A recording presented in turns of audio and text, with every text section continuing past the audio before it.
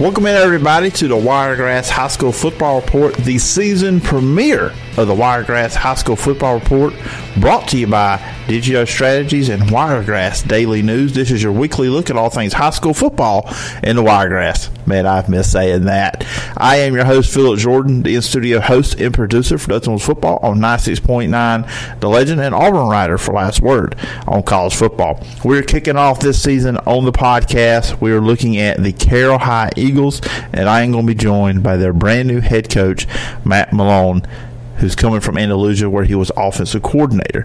So we will talk about just how the last few months have been for Coach since he's taken the job. We'll dive into kind of his coaching past, his assistants, and then we'll look at what kind of offense, what kind of defense can we expect, the quarterback position, and much, much more.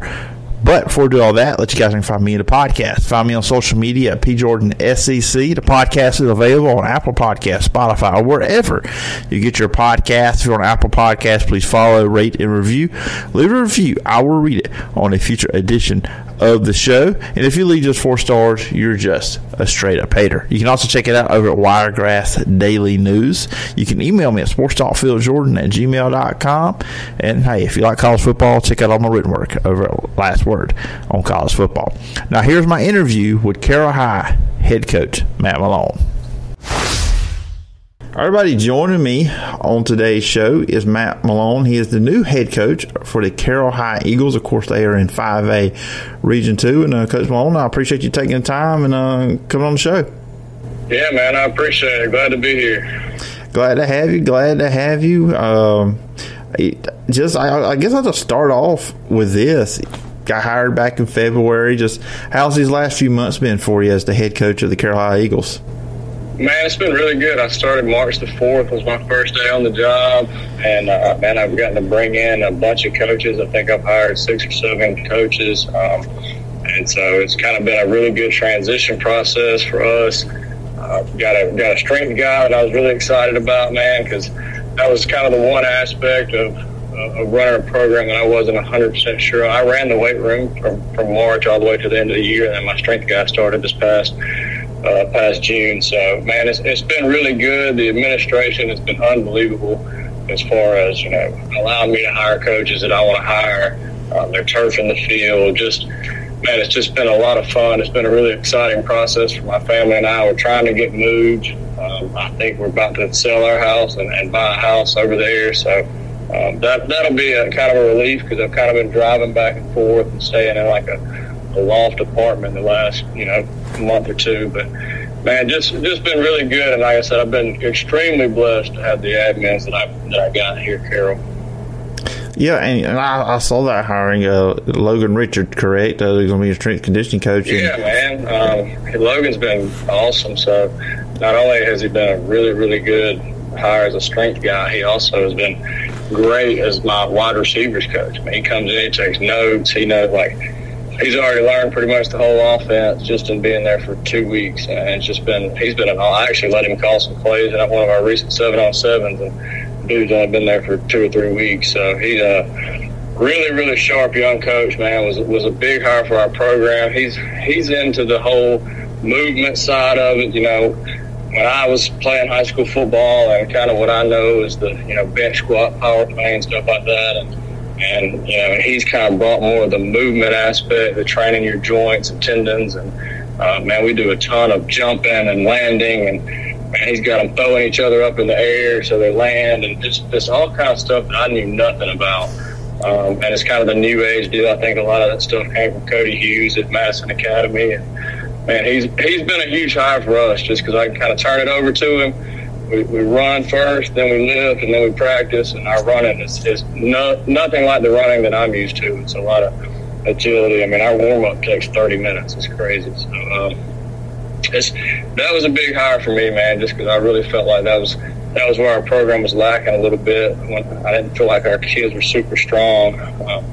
And so I hope that we really see the dividends of him after this coming up off season. Yeah, and he's going to be the strength conditioning for the entire athletic programs, correct? Yes, that's right. So that's another reason why it was such a big deal to get him, because my principal said, "Hey, I'll pretty much make this spot as getting a guy that can come in and train all of our athletes if you can get the right one. And so I talked to a bunch of people, and actually that was the only job I posted. I posted the strength job just because, I didn't know a lot of guys in the strength and conditioning community. I knew a lot of football coaches, but I didn't know a lot of strength and conditioning guys. And so I posted that job, heard from a lot of people, had a lot of pretty good candidates, and they had called me and applied for it. But I've been watching Logan for a while. He posts videos on Twitter and stuff, and I've been watching his stuff from Prattville. And I was actually at Prattville before Andalusia, so I knew a bunch of guys there already and knew JB. And anyway, man, long story short, he reached out to me out of the blue, and super glad he did. So they made a spot where he can train. So our baseball, non-football boys will be first block, then girls athletes will be second block, and then he'll have like a normal PE class third, and then he'll have fourth block football with me. So, that's a big deal for our whole school. It kind of stems from, I went and watched Pike Road. Granger Shook's a really big buddy of mine, and I went and watched them lift, and I saw their strength coach, Coach Lowry, and he was just incredible. But he was training all the athletes, not just football. And so I saw kind of the impact he was having on the whole school. And I called my superintendent on the way home and said, we got to do something similar. And so he and my principal kind of made it happen. And it was just a big-time deal for us to go ahead and get all of our kids in that weight room year-round. And, for you, what's been the biggest change for you going from you've been a coordinator and assistant and now being a head coach for the first time? Man, the thing about being the head coach now that, I guess I knew but didn't know is it's more of being a politician than being a football coach. It's going and shaking hands and meeting with people. And, we're trying to do a lot of stuff on social media, trying to do a lot of stuff out in the community just to get people interested in Carroll football. And, I do enjoy that side of it, but there's a lot more to it than that. And, and I haven't really even gotten to do the offensive. The reason I got this job was because what I'd accomplished in the past, or what we had accomplished in the past with these other teams on an offensive side of the ball. But now, I don't have. I'm still running the offense, but the majority of my job is program organization. Like I said, going out and meeting people and meeting with my admins and just dealing with parents. And there's a lot to it, man. Like when I get there, I leave my house about 4:30 in Andalusia, get there at 6, and it's go until the moment I walk out the door, and then it's usually phone calls all the way home. And so, there's a lot to it. It is a lot of fun, though. I've had a blast doing it, and I've been an offensive coordinator for 12 years. So I was to the point with that, actually 11 years, but I was to the point with that where, man, it was kind of getting to be old hat for me, and I was really just looking for a new challenge. It's talking about, like I said, first-time head coach, being a coordinator, you said there for 11 years. Who are some big influence on you, coaching-wise? Man, all the guys that I worked for. I worked for Brian Seymour at Andalusia for 2 years, and he's still one of my best friends. I talk to him twice a week usually, and then I went to Demopolis. Actually, I went to Georgia, and I was there in Georgia with a guy named Tommy Bars. And Tommy was the most unbelievable coach I probably ever worked for. Just a classic, unbelievable.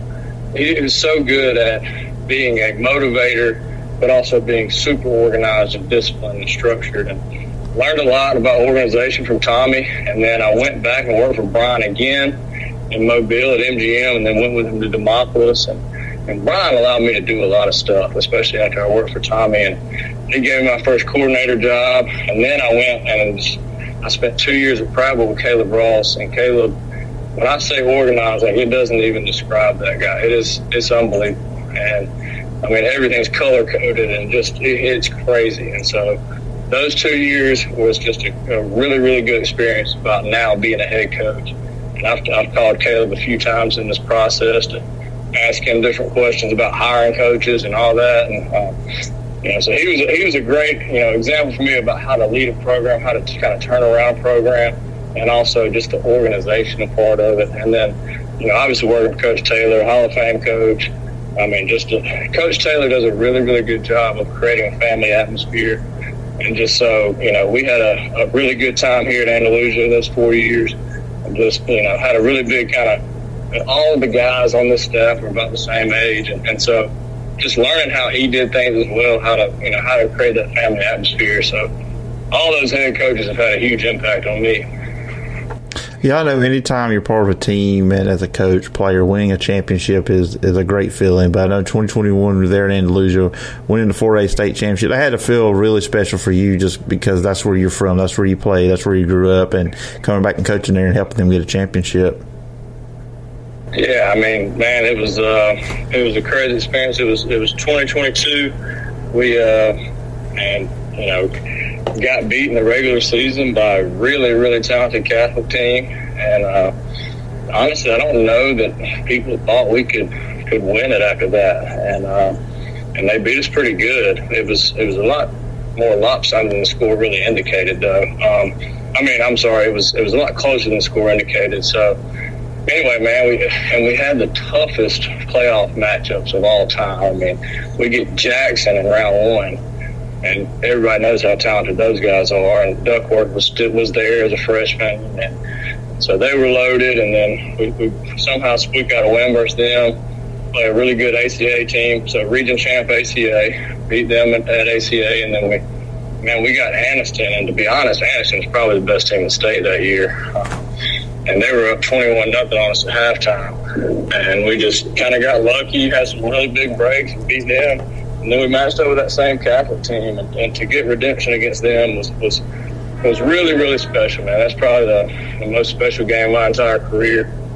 I've watched it a bunch of times, and every time I watch it, I think, like, if that goes another way, we lose that game. Or there were just so many huge breaks in that game. And then, to win it at Jordan Hare, and a lot of Andalusia people are Auburn fans, so they were really excited. Just for Coach Taylor to get that state championship that he'd been after his whole career, and seeing all my old buddies that were living in Birmingham and living in Atlanta and drive down to Auburn and watch us play the state championship, it was a really big deal, man. We got back to the school afterward, and they had a big pep rally in the stadium, and just really special, something you'll never forget. And I kind of thought my whole career that I may never win one, and so just to get one was really special, and it's something that, man, that ring sits on my shelf, and I don't even look at it a whole lot, but I don't have to, because the ring wasn't the deal. The deal was the memory you made on that trip. I actually have something from that state championship where they give you those hats when you win the game. It says champs. And when we got done with the game and passed them out, they didn't have enough. And so we were like, I'm not leaving this stadium until I have my champs hat. And you don't realize it until you win one. Like, that champs hat was literally your ring until you got your ring. And so, but the memories that you made in that deal, man, is unbelievable. Just thinking about the hugs and the celebrations, especially after beating Catholic in that semifinal game, was something I'll never forget. Just looking, I was talking about Carroll High Eagles offense. People out there are familiar. How do you best describe what you want to do offensively? I think everything's kind of got to be based around your quarterback every year. I think that's the most important thing. I think that, our terminology will always be the same, but it'll change every year based on who our quarterback is. And so I'm a big believer in tight ends and H-backs. But this year I have a few more receivers than I'm used to, and so we may be in more 11 personnel. But I am a firm believer in a lot of RPOs, which is run-pass options. I like to give my quarterback the option to hand the ball off or throw it. I believe in taking play-action shots, and I kind of try to force teams into playing us one of two ways. You can play us in cover 3, or you can play us in man 0, and then have everything you do in the passing game needs to attack those two things. So that's kind of what I believe in, man. And but it will change year to year based on our personnel. We're gonna make sure, especially late in the year, that we have our best 11 on the field, even if they play defense or whatever. Obviously, too, you've been offensive coordinator. We talked about how long you're offensive coordinator. So when it comes to games with the offense, will you be calling the plays, or will that be up to your offensive coordinator? Yeah, so I'm going to call it, man. I just think that, especially year one, well, the main deal is, and this is kind of the Saban deal, where I want the terminology on offense to always stay the same, whether or not it's me calling it or somebody else. And I got Griffin Wyndham as my offense coordinator. I got him from Enterprise. His brother was my O-line guy at Andalusia, Garrett Wyndham. Garrett took the head coaching job strong. And so, anyway, I was lucky enough to get Griffin. He was already driving to Enterprise every day. So he decided 15 more minutes wouldn't be that bad. But he's going to be ready to call it pretty soon. I just wanted him to learn my system for a year. And then again, like Logan Richards is a guy that's going to be really close to calling it pretty soon too. So maybe next year after this season, I may let those two guys kind of tag team it. But right now I'm going to call it this first year so they can kind of learn everything, and just because I feel more comfortable with that anyway. I would love to give it up just because of how much more responsibility I have, but at the same time, I wouldn't really feel comfortable not calling the offense, and then we score 7 points in the game. I'd probably be mad at myself. So, I don't want to get to that point either. So, but I'm always going to have a pretty big hand in what we do offensively, just because that's kind of my forte. And I play quarterback, and I enjoy calling the offense. But again, we'll see where it goes, man. But year one, I'm definitely going to be calling. You mentioned you played quarterback. I know you talked about press conference when you got hired, and you talked about here tailoring offense around what your quarterback can do. And obviously, for people who support Carroll, they were used to Keyshawn Cole at quarterback last 4 years. So obviously, he's not there anymore. How's quarterback looking from what you've seen so far? Man, we got two really good kids, great guys, and they're both kind of competing for the job right now. Holden Pollock and Tyson Burks, and both of them are really competing hard and doing a good job with that. And they've done a good job of handling it the right way too. So we'll see, man. Whichever one wins out, whichever one doesn't, we'll probably end up playing another position or something. But they're both doing a really good job of kind of executing the offense. And man, it's a learning curve. And I kind of, if I could do it over, I probably wouldn't have done all the 7-on-7 stuff early on, because we're having to learn a whole new offense. But we did some of that in June, and but now we're kind of getting to the meat and potatoes of actual football, and the RPOs and the motions and trades and shifts and all the stuff that you don't do in 7-on-7. So they're all kind of learning at the same time. My coaches are all kind of learning at the same time, and so we're behind. But sometimes that can be a good thing. I think a lot of times in my past, I've done way too much the first game of the year on offense, and had kids that maybe work a little bit confused, where if they don't know a bunch, you can't do too much. So maybe we'll be a little more simple and can kind of execute at a high level in game one, and then start keep installing as the season progresses.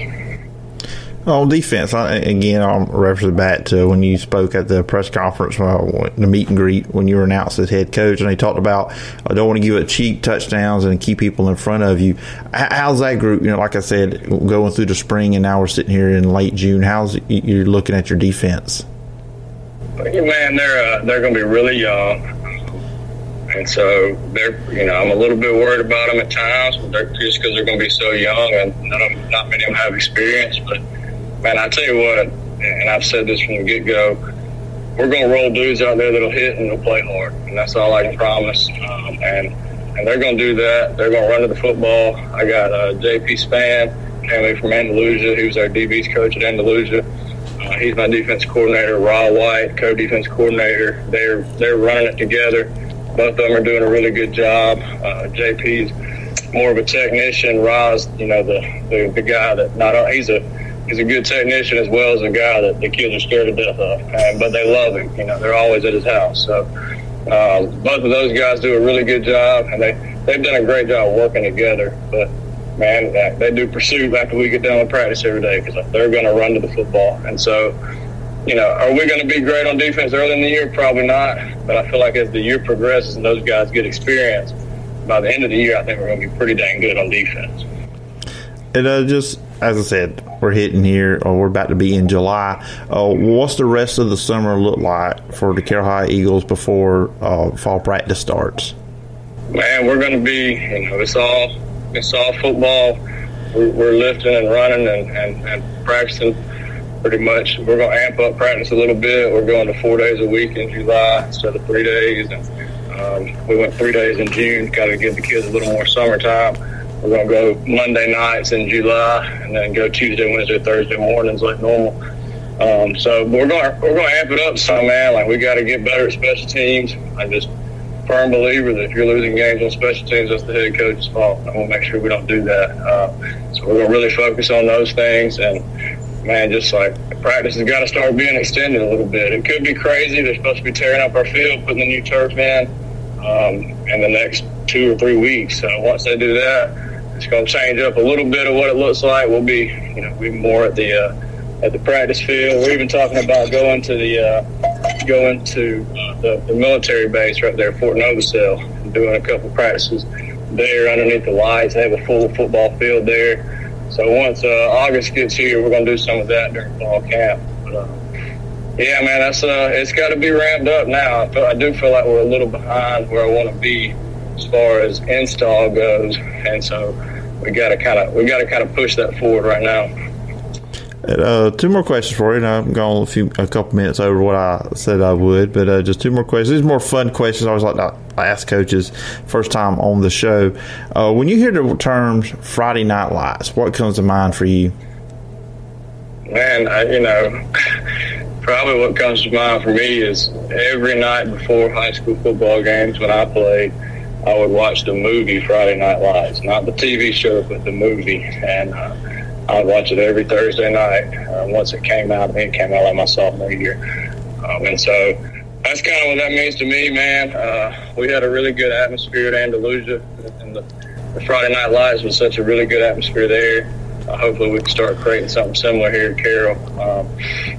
But just I think it just local hometown heroes, man. I think some of this whole high school football thing at times has gotten twisted up, and it used to be like having fun with your boys and the guys you went to high school with, grew up with, and doing those things. And somewhere along the way, it's turned into everything but that.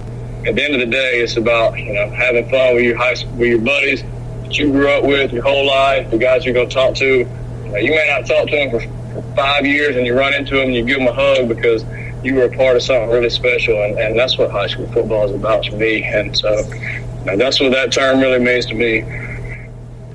And then the last one here, and this is non-football related, the way the question goes, when you have a chance, maybe it's during the off season or a slow time of the year for you, when you get away from football, what are some other things you like doing? And I'm a pretty big fisherman. Just got back from a trout fishing trip to North Georgia. I do a lot of woodwork, make charcuterie boards, cutting boards, stuff like that. Those are kind of the 2 main things. I play a little golf, not a ton, but a little bit. I'm not very good, but the main thing is woodworking and fishing, man. I try to take a couple of trips up to North Georgia to trout fish every year. Take my little boy down to Mobile and fish at my aunt and uncle's place and fish at my parents' place. So that's kind of what I do to get away, man. I like the peace and quiet of it all. I go to North Georgia and there's no cell phone service, and the one thing they don't tell you about this job is when you take the head coaching job, how much your cell phone is going to go off. And it's crazy at times, 30, 40 phone calls a day. But, that's what I signed up for. But I do enjoy the peace and quiet of getting out and doing some fishing or the woodworking. That's awesome. That's awesome. Well, Coach, I appreciate you coming on and talking about getting the job, talking about the team, and all this other stuff we talked about today. Look forward to seeing what you guys do this football season there at Carroll High. I'll be paying attention every Friday night. But I do appreciate you coming on the show and talking about your team. Yeah, man, I appreciate you having me on.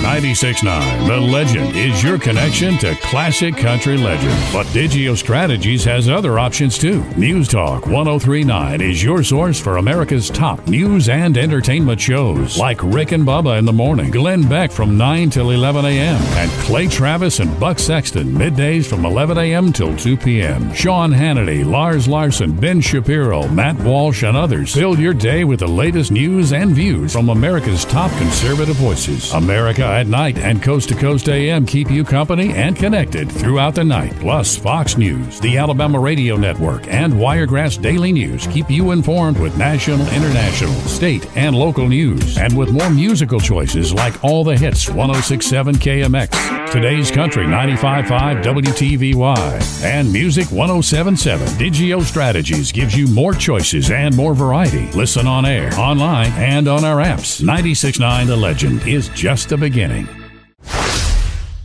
Once again, thanks to Carroll High head coach Matt Mellown for coming on the show. Really had a great time with that conversation. We planned about 15. We went 22.